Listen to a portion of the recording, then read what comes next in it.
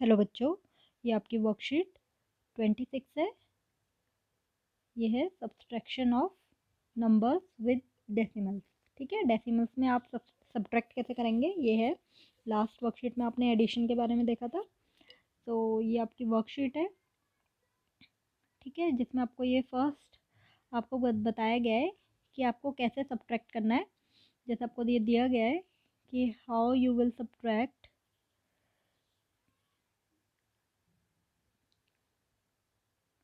This 10.99 में से आप 10.99 में से आप 9.89 कैसे सब्ट्रैक्ट करेंगे। ठीक है, तो देखो आप हम क्या करते हैं इसमें, क्योंकि 10.99 है, ठीक है, और 9.89 है, तो हम क्या करते हैं, हम सेम जैसे हमने एडिशन में करा था। फर्स्ट हमें ये होना चाहिए कि पॉइंट के नीचे, डेसिमल के नीचे ही डेसिमल आना चाहिए। ओके, सो जब आप सब्ट्रैक्ट करोगे तो नॉर्मल सब्ट्रैक्ट जैसे करते हैं।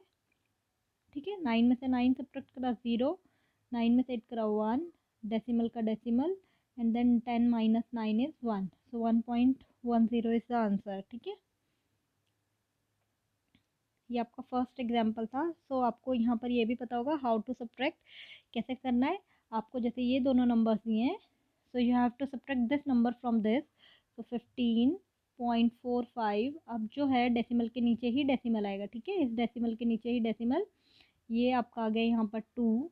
ठीक है, 11.2 का 2 और 11 और यहाँ पर 1 तो व्हेन यू माइनस, जब देखोगे तो इस 5 के नीचे कोई भी नंबर नहीं है, that means we can write 0 है। ठीक है, हम यहाँ पर 0 लिख सकते हैं, तो 5 minus 0 is 5, 4 minus is 2, decimal decimal, 5 minus 1 is 4, and 1 minus 1 is 0, so 0.25 is the answer.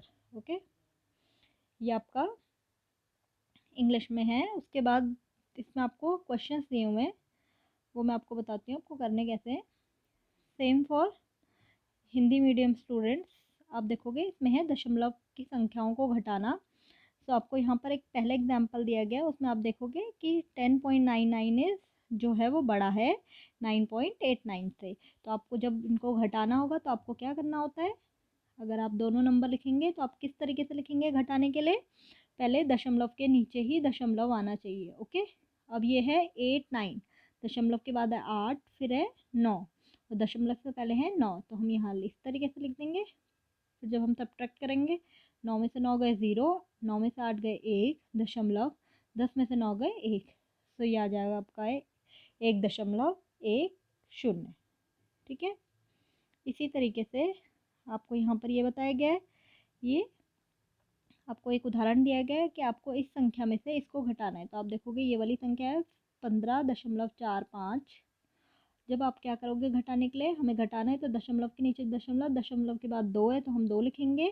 ठीक है, इस वाली संख्या में उसके पहले 11 तो 1 और 1। ठीक है, जब आप घटाओगे तो आप देखोगे 5 के नीचे कोई संख्या नहीं है, इसका मतलब हम यहाँ पर 0 लिख सकते हैं।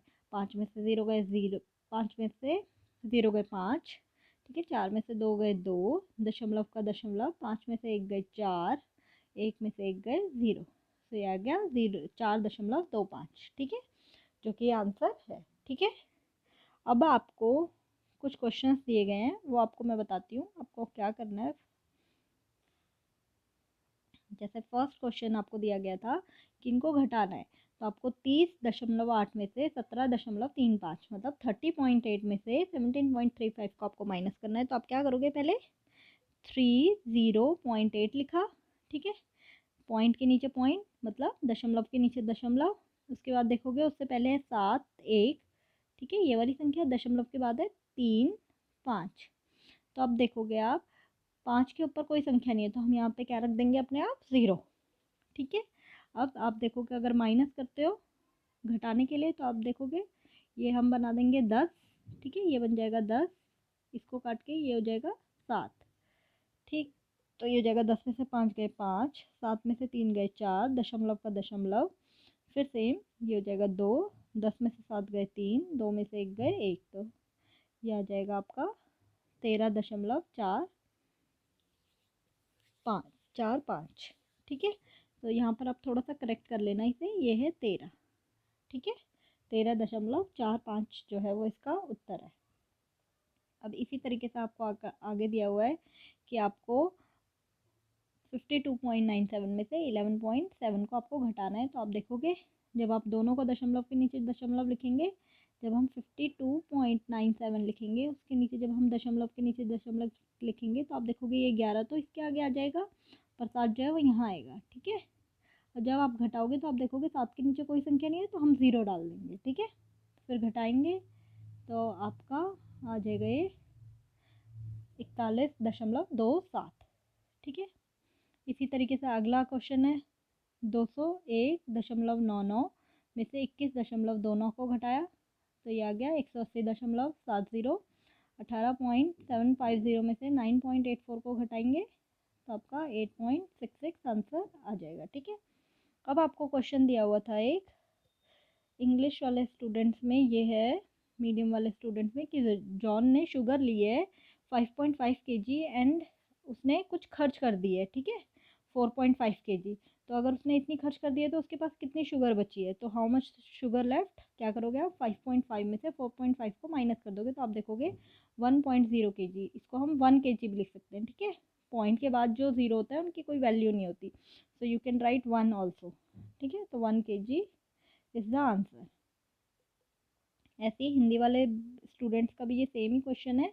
इसमें सलोनी ने इतनी चीनी खरीदी है, खर्च हुई है इतनी, ठीक है। जो चीनी बच गई है आप क्या करेंगे, दोनों को 5.5 में से 4.5 को घटा देंगे तो आप देखोगे जो आंसर आ रहा है 1.0, जिसको कि हम 1 kg भी लिख सकते हैं। ओके स्टूडेंट्स, अगर आपको इन क्वेश्चंस में कोई भी डाउट्स है तो आप कमेंट बॉक्स में कमेंट करके पूछ सकते हैं।